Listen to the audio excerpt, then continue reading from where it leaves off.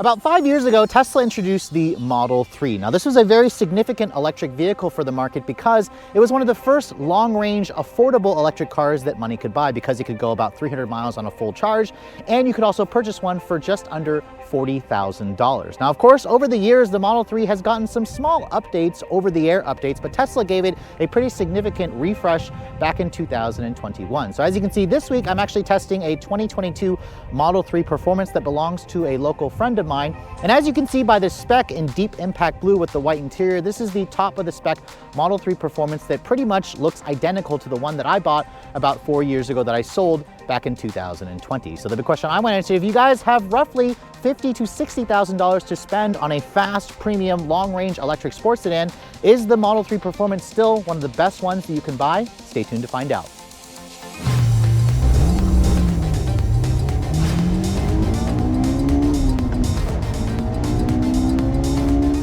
So the Tesla or Audi may scald me because I call this color Deep Impact Blue, which is technically a Ford color. This is called Deep Blue Metallic. That is Tesla's blue. It's about $1,000 extra for this color, and it does continue to look very good. In fact, out of all of Tesla's vehicles, I still think the Model 3 and the Model S is one of their best looking designs. But let's go over the exterior, because Tesla, if you can believe it, did make some exterior changes to the car last year. Now, first approaching the vehicle, I wouldn't blame you if you guys thought this car looks exactly like the vehicle that was introduced back in 2017, because as you can see, the front end, even of this performance model, doesn't really look any different from any other garden variety Model 3. And you guys should be pretty familiar with how this car looks, because Tesla sells they've sold nearly 500,000 units of this car since it went on sale in 2017, and that's just for America. If you guys factor in the world, this is one of the best-selling electric vehicles that money can buy in the world, because it is just so damn good. Now, of course, let's talk about some of the exterior changes to the front. The first thing you're going to notice are the new headlights. You can see mine had just the reflector elements for the headlight modules. Now you can see there's a new projector element for the low beam, along with the high beam, which is still a reflector. You still have the LED turn signals and LED daytime running lights. And then, of course, Tesla still gives you fog lights down here in the lower fascia. However, you can see the rest of the front end looks pretty much the same as my model did, aside from the new headlights, which you really have to squint at it to actually notice the new projector elements. Now, of course, moving around to the side profile, you can really start to see some of the updates that Tesla has made. This is the same updates that we see, of course, on the Model Y, where they've blacked out a lot of the chrome, and you have these new 20-inch Uber turbine wheels. You can see these wheels are wrapped in summer Pirelli performance tires, and they're wrapped in 235 width tires. These tires are not quite as good as the Michelin Pilot Sport 4S tires that you had on the original Model 3 Performances, but I really do like the new Uber turbine wheels. The suspension is lowered, of course, on the Performance. You got the upgraded Performance brakes with the 4-piston calipers, and they're also painted in red with the Tesla logo inscripted on them. And you can see, looking at the rest of the side profile, this is still a nicely proportioned sports sedan, much better looking versus the Tesla Model Y, which is now Tesla's best-selling model. And I also love the fact that Tesla blacked out a lot of the chrome. So you can see on the camera mount here with the turn signal, you can see this is now blacked out. This is also blacked out on the side mirrors. And you can see the door handles are also blacked out, along with the window trim. All Model 3s still come with the panoramic glass roof, although that roof does not open. It just looks a lot more classy and elegant with the blacked out trim. So I think Tesla made a good decision there when they decided to get rid of all of the chrome on this vehicle. Now, looking at the rear, you can see no changes visually to the rear of this vehicle compared to an earlier model. You can see the taillights are still identical. This model here, of course, has LED turn signals, LED brake lights, LED everything.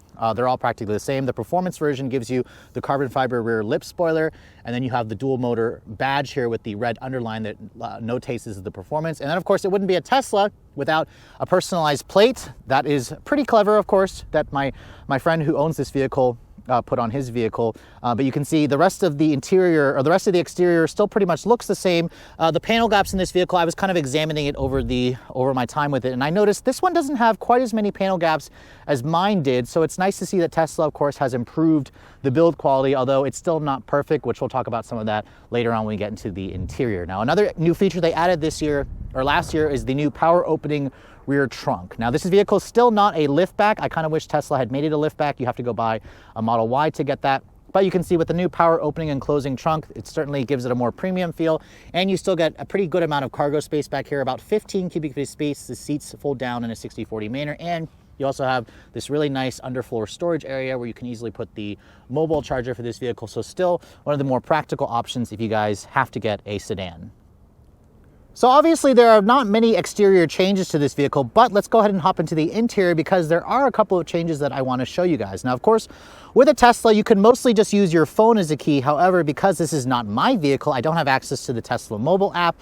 So I do have the key card here. If you guys just want to use the key card, you can lock and unlock it by placing the card over there. You can see the car honks or the car beeps and the mirrors fold in. When you want to unlock the door, just kind of push it over there against that portion of the pillar, and that will open the door for you. Now, another thing I want to notate, the door handles are still pretty much the same. A lot of people in colder areas were reporting these freezing up. I think that Tesla could do a more interesting door handle design. I only say that, of course, because competitors have come out with things that are just a lot easier and a little bit more futuristic. Now, looking at this interior, you can see the white interior still looks gorgeous. I love this white interior with the two-tone black combination. You can see the door panel has been updated for the 2022 model year. You can see there's this white trim that kind of mirrors what you find on the dash. Mine actually had white leather, or the fake leather, covering the this portion of the door panel. Now you can see it's got the black suede Alcantara. It's got the soft touch material here, a nice padded area right here for your armrest, and then you can see the window controls are slightly updated. They feel pretty high quality. It's one touch for all four. You still use this button to exit the vehicle. You can also pull this emergency release here, but the car will yell at you when you do that and wants you to use the electronic release. Down here you can see it actually has a hard touch plastic material. Mine actually had a soft touch injection molded plastic, so disappointing to see that they kind of downgraded this. There's also a new LED light that lights up the inner door pocket, which is nice. And you can see a lot of the door trim here looks pretty good, but there are a couple of areas where I noticed some of the rubber door trim isn't lining up properly, a couple of inconsistent gaps, but again, that's what you expect when you go with a Tesla. Now these seats, they adjust in, I believe, like 16 different ways. You can see there is still the lumbar support on the driver's side. However, they took away the power lumbar support on the passenger side. That's part of the cost cutting, or I believe it's part of the chip shortage that of course is ongoing. The Performance still has those sport pedals, and then when you get inside this vehicle, it still has that low sports sedan step-in height. So again, get a Model Y if you guys want a more higher step-in height. Now, getting inside and shutting the door doesn't have the most solid sounding thunk. It still very much reminds me of all the other Tesla vehicles that I've tested. And you can see this interior, the big thing here is this massive 15-inch display. Now, of course, this has the latest UI version interface of Tesla's infotainment system. It doesn't have Android Auto or Apple CarPlay still, annoyingly. But before we get into that, I just want to talk about the dash material here. You can see it's still that soft touch plastic, but it does feel pretty cheap. This doesn't have a premium feel like you would find in a lot of its competitors, like even the Polestar 2, the new BMW i4. Has that massive wall of screens with the nicer wood materials, which you can get wood in this car if you guys go for the black interior, but I do like this kind of clean look with this white trim here, and then the dash fence, you can see it's just one continuous piece that you adjust through the actual screen.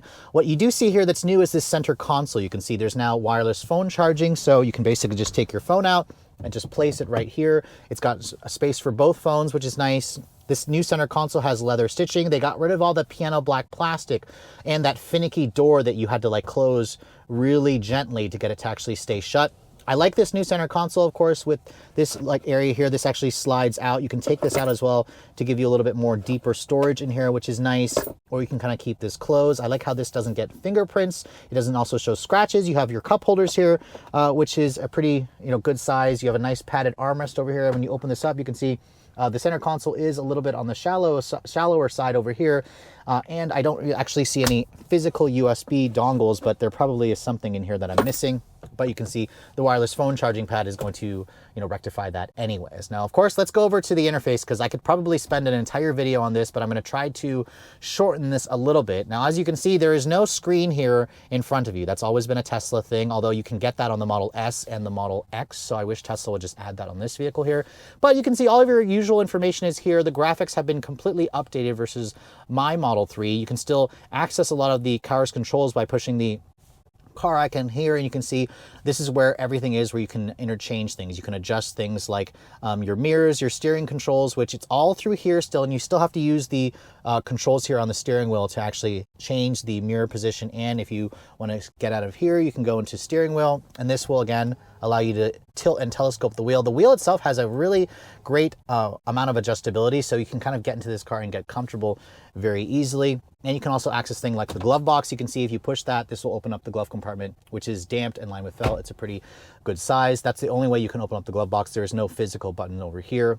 And you can also turn on your child lock, and then your wiper controls are still in the screen. There's an automatic setting, or there's just an on-off setting and 4 different speeds. So again, I think that Tesla should have put the wiper controls in the standard stock position. That's kind of where most people expect them, but when you own this car, you kind of get used to it.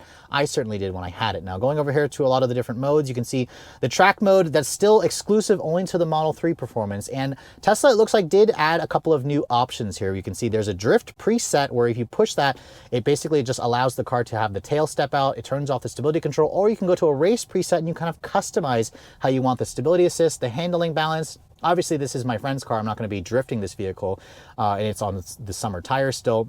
But you can see this is pretty much still the same. Charging, you can see, still pretty much looks the same, but I do like how the screen is still bright. It's still very clear. It's still really quick and easy to use. Adjusting everything here, basically you kind of go through all of the different menus, and you can even go here to software. You can see what the mileage is. You can see what software version this car is using. And you can also adjust things like the GPS function. This all pretty much is the same. Your profiles are now over here in the center of the screen, whereas before it was, I think it was like right here in the middle. They've moved it over to the side, which takes a little bit of getting used to, but you know, that's kind of the way it is with software. You can kind of change it out and do whatever you'd like. Now down here, you can see pushing that'll bring up all your usual apps that you might use. The dash cam, which is built in, of course. This car still has the Sentry mode, which I love. And then you can also play games in this vehicle. You can also go to theater and pull up movies on Netflix, Hulu, YouTube, of course. This is all very cool stuff. And you even have a dedicated browser in here if you want to surf the web, which you will have to pay extra for Tesla's premium connectivity service. I believe it's like $10 a month for their data service, so that's something to keep in mind.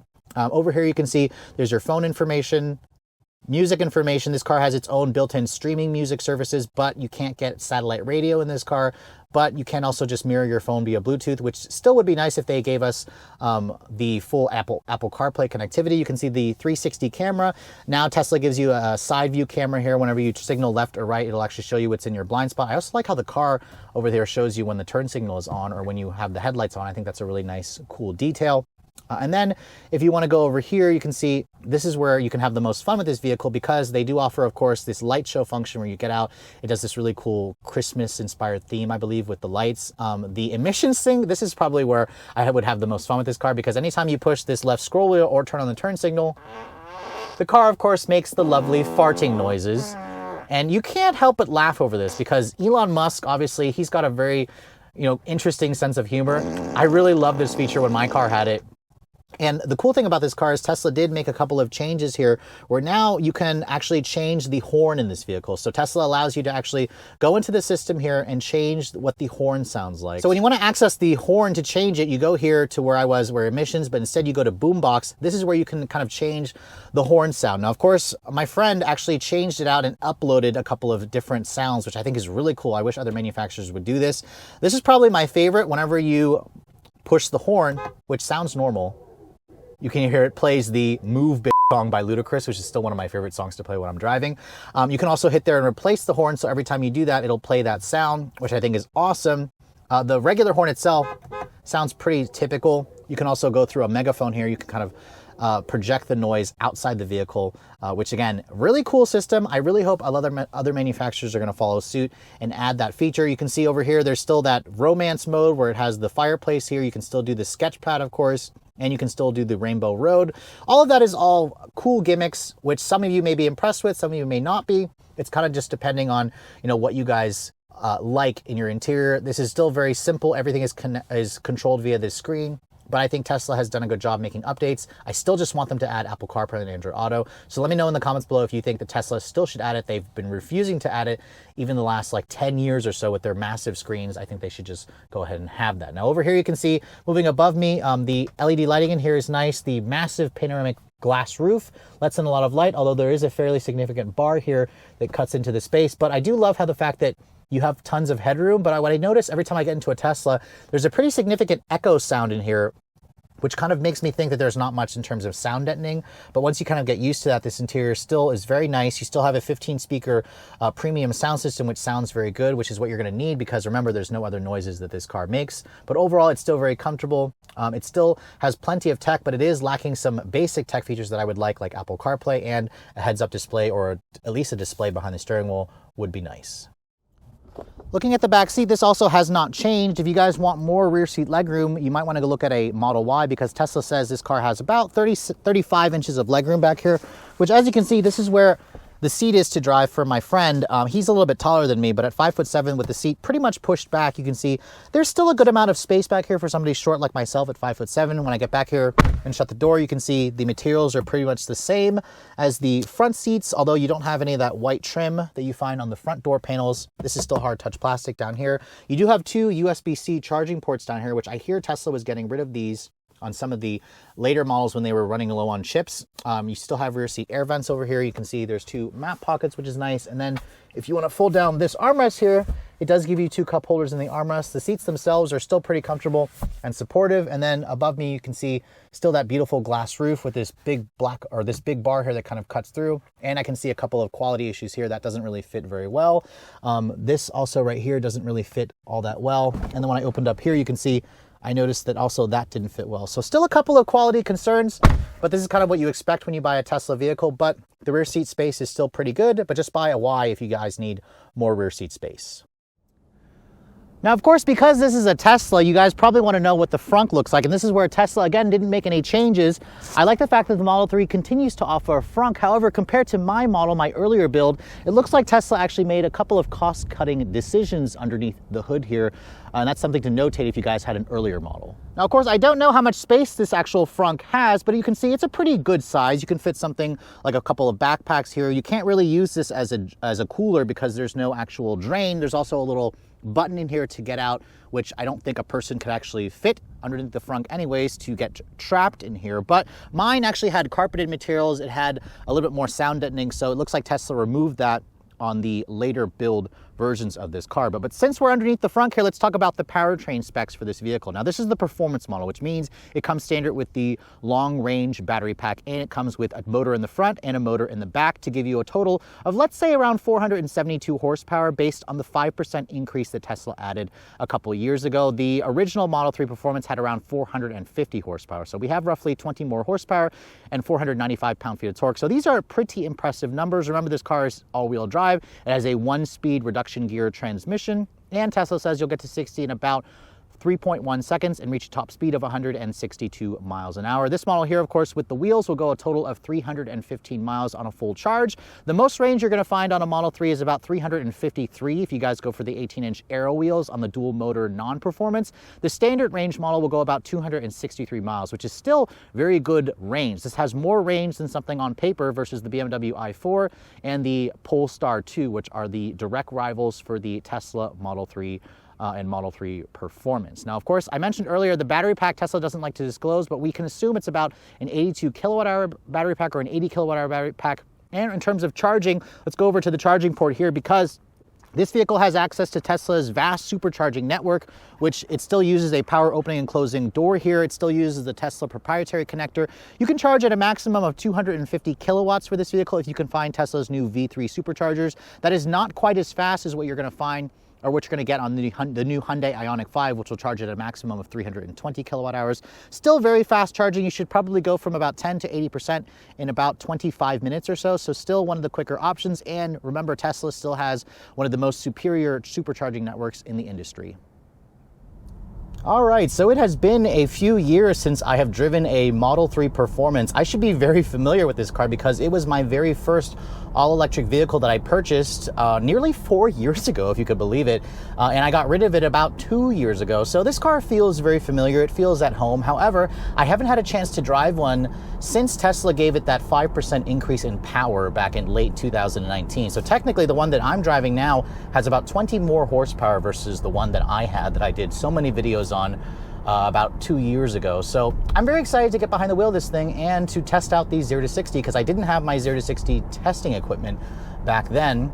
And Tesla claims this car can do 0 to 60 in about 3.1 seconds. That's a two-tenths of a second faster versus the first one, the one that I have. So let's go ahead and see what this thing can do. Oh, fuck. Oh my God, this thing is still so fast. 3.19 seconds, which I will notate that this car is still on its summer performance tires and it's about 30-ish degrees outside. So 38 degrees right now. The car obviously is going to slip a little bit, but I didn't feel any slippage there, but 3.19 is bloody fast, and this car still is the speed king in the segment. I mean, I've basically driven them all except for the new BMW i4. That's the one that i4 M50i, which is a direct competitor to this. The Polestar 2 simply can't keep up. The Mach-E GT does not keep up with this, although this car technically doesn't compete with the Mach-E GT, but it's still a brilliantly fast car, and it just gives you tunnel vision every time you step on the gas or the throttle. Let's try it one more time. Oh my God, this thing is so fast. 3.33 seconds there. So the quickest time I got was about 3.2. So it's a hair behind Tesla's claim of 3.1, but it doesn't really matter. This thing is still so fast. And again, I notate that this vehicle is still on its summer tires. It is 38 degrees outside. But you know what? Even though this car has been on the market, if you can believe it, for 5 years, it's still one brilliant driving vehicle when you get it out on the road. This is still Tesla's most affordable model. This is still their lightest model. This is still the model that makes you feel like you're driving a sports sedan. Because remember, this car targets the BMW 3 Series, the Mercedes-Benz C-Class. Every time I put my foot down, it just has so much torque.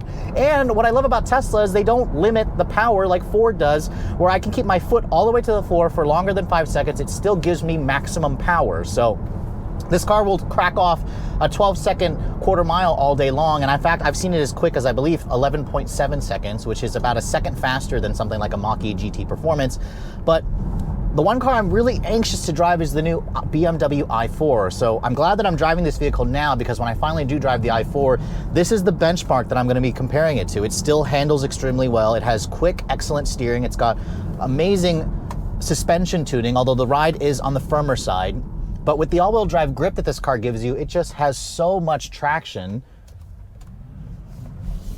You can feel it slipping a little bit there, but once you get it back in a straight line, there's just so much torque. I mean, this thing has almost 500 horsepower. That's kind of my estimate. Tesla doesn't like to tell us what the horsepower is anymore. But it just has, it's basically a moment of how fast can your foot go to the floor. Every time it goes to the floor and then you just go like that, the car just pushes you back in the seat. It has supercar levels of acceleration, and that hasn't changed. In fact, last year, I was driving around the new Corvette C8, and I got smoked by one of these damn things at a light because I wasn't able to engage the launch control in the Vette. This is how fast this car is. It's just bloody fast in the real world, and that's the beauty about electric cars. Now, putting my foot down here, you can feel the traction control cutting in. Oh my God. Because the road is cold, or the outside temperature is cold, I'm on these summer tires, and you really notice the difference here with the summer tires in these like cold environments. This vehicle still, however, puts the power down so brilliantly, even though it is cold outside on these summer tires. And the ride quality is still firm. Like I said, the summer tires are making it feel a little bit more firm than usual. But I'm happy to report that this 2022 model that I'm driving, which belongs to my friend Tori, doesn't have any squeaks and rattles. At least I'm not noticing any of them right now. I still kind of get that echoey sound in the interior, which I don't like. It makes it feel like there's a lack of sound deadening materials, but it's not as loud as, I remember it being. It actually feels really nice to drive. This car is just so comfortable. The seats are still excellent comfortable. I just wish that the performance version gave you heavily bolstered seats, more aggressively bolstered seats. That would be nice. And in terms of the range, my friend Tori has had this car for a little bit now, and he says that on a full charge, it's showing about just under 300 miles on a full charge. In the real world, he's getting around 250, which is pretty similar to what I got in my Model 3 Performance. So remember, Tesla claims 315, but Tesla tends to be a little optimistic with their range numbers. In the real world, people tend to get a lot less, versus the opposite versus a lot of the mainstream brands. The competitors, they tend to do better in real world testing versus their EPA numbers. So that's something to keep in mind. On paper, Teslas tend to get better range, but not actually when you're driving this vehicle in the real world. But it's gonna, of course, depend on what your real world driving habits are. When you're constantly doing this, it's not going to obviously get the best range, but it's gonna be the most fun. And that's, speaking of fun, this model here does not have Tesla's full self-driving computer or full self-driving capability. It does have this full self-driving computer hardware already in there. But remember, that is capability. What essentially this car is lacking then is the summon feature. It's lacking the auto park feature. It's lacking the navigate on autopilot feature, and it's not lacking the auto lane change feature. Tesla, of course, keeps saying they're going to eventually beam up the full self-driving capability. But you know, that was 5 years ago they were saying that, and now it's 2022 and they still haven't done so. So if you're gonna pay $10,000 for that, I think it's a waste of money unless you truly have money to burn and you really want the summon feature, which is still in beta. This car's autopilot basically works like a level 2 adaptive cruise control feature that I've tested out in things like the Ioniq. The Ford's Blue Cruise is pretty similar, but it doesn't give you full, true hands-free capability on the highway because this doesn't have the LiDAR sensors, it doesn't have the camera that watches my face. Although it does have an interior camera in here, it's just not quite as complex as those other systems, but it does work fairly well in just keeping you in the lane, and the adaptive cruise control also is fairly good at what it does. Now, the one thing I did notice is when you signal right and left, this car added a new camera system here that shows you what's in your blind spot. That's pretty similar to what Hyundai has with their system. But the camera quality is not wonderful, and this car still doesn't have the true blind spot detection that you might find in some of its competitors. I do think that that is a little bit of a miss. I also still am annoyed that this vehicle is lacking Android Auto and Apple CarPlay, but the new system here, their Tesla interface here, works extremely well. The screen looks still beautiful, and this car just has a modern, open, airy feel that still reminds me that the Tesla is very much the benchmark in EVs. They're just no longer the only player in EVs, and that's where if you guys are shopping for an EV, you no longer have to necessarily look at just Tesla. They have advantages, but they're not the only player in town anymore.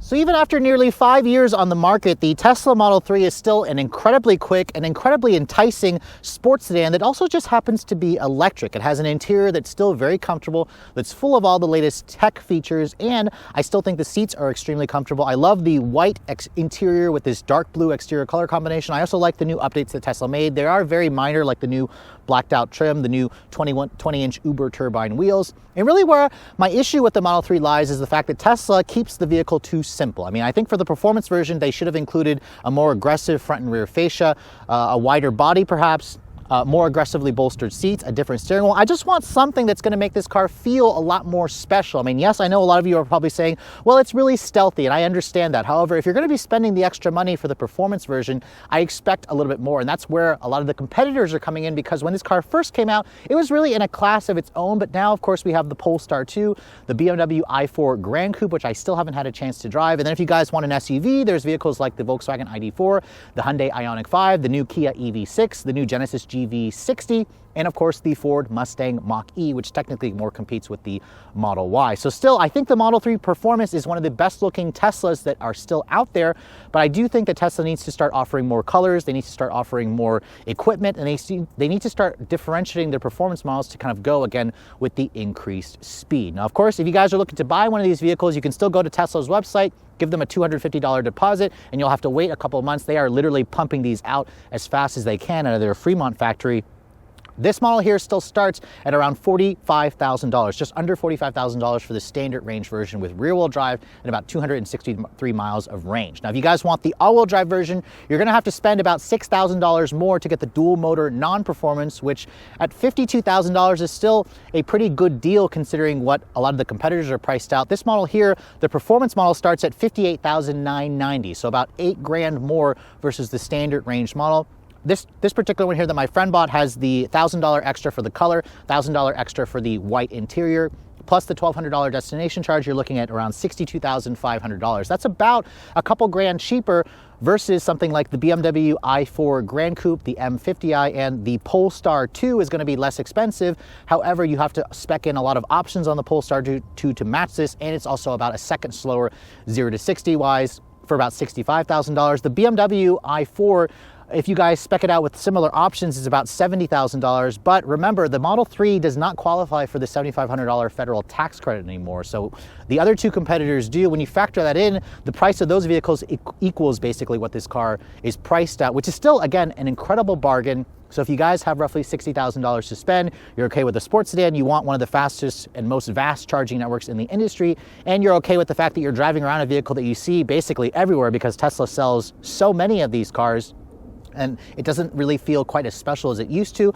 But as long as you're okay with that, this is still one of the most benchmark sports sedans, electric sports sedans that money can buy. And I'm really curious to see how this car is going to continue to stack up over the years as new competitors roll out and the new updates that Tesla, of course, is going to make over the years as this model continues to get older. But it definitely is aging pretty gracefully. Well, with all that said, I hope you guys have enjoyed my full overview on the 2022 Tesla Model 3 Performance. If you're also looking to see the latest cars I'm testing, be sure to follow me on Instagram at Redline_reviews, like us on Facebook, and as always, guys, please keep subscribing to the Redline Reviews YouTube channel for all the latest reviews. Thank you so much for watching. I'll catch you all in the next video.